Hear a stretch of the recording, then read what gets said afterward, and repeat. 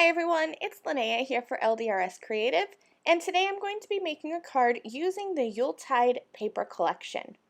This collection has everything you need to make stunning projects. There are pattern papers, there's ephemera pieces, multiple ephemera pieces, tags, icons, floral pieces, and then there are also some rub-on transfers, and I'm going to be using all of those elements in today's card. I've made a lot of cards with this paper collection, but I have some pieces left over. So I'm starting with a piece of the pattern paper and a whole bunch of these pieces, and I'm just going to piece them together on my card. The pattern paper I have cut down to slightly smaller than an A2 card so that I can mat it onto my red card base. And I'm just going to start playing around with my pieces.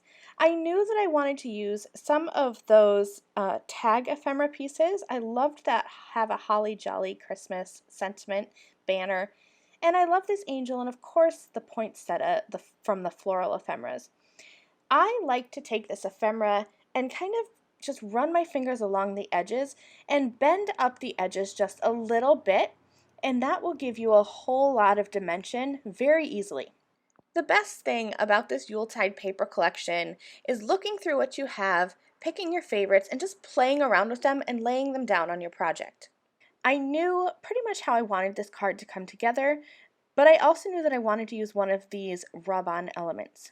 Now you can use these directly on to the pattern paper or any paper that you like, but since everything else was popped up and dimensional, I thought that I would show you a quick and easy way to make this rub-on dimensional. So I have taken it and I've removed the backer and I placed it onto some white cardstock, and then I just used my bone folder, but there is a wooden stick included with the rub-ons. You can use that to transfer the image.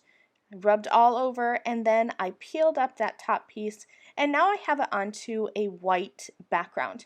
All you have to do then is trim it out with scissors, and you have a piece of ephemera that's going to match all the rest of them, made from a rub-on piece.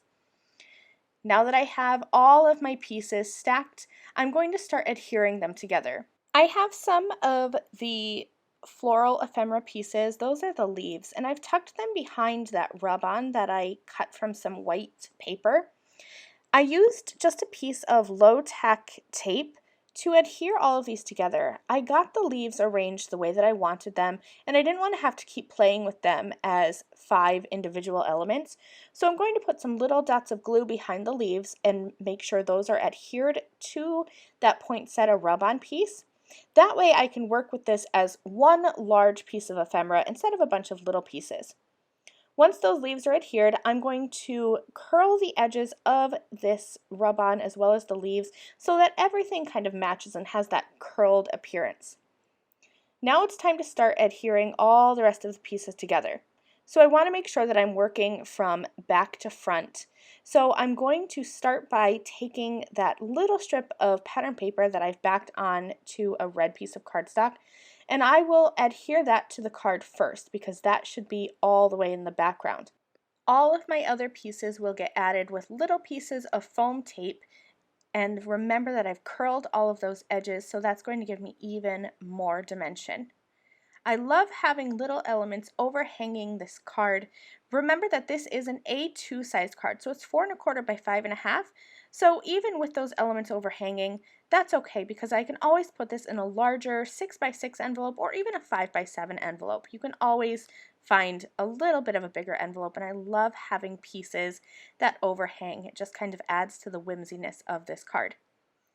Once all my pieces were on, I added some white spatters for some texture and dimension and to give this card a bit of a wintry, snowy look. That's it. This card is finished. I hope you enjoyed this quick tutorial. Thanks for watching. Bye!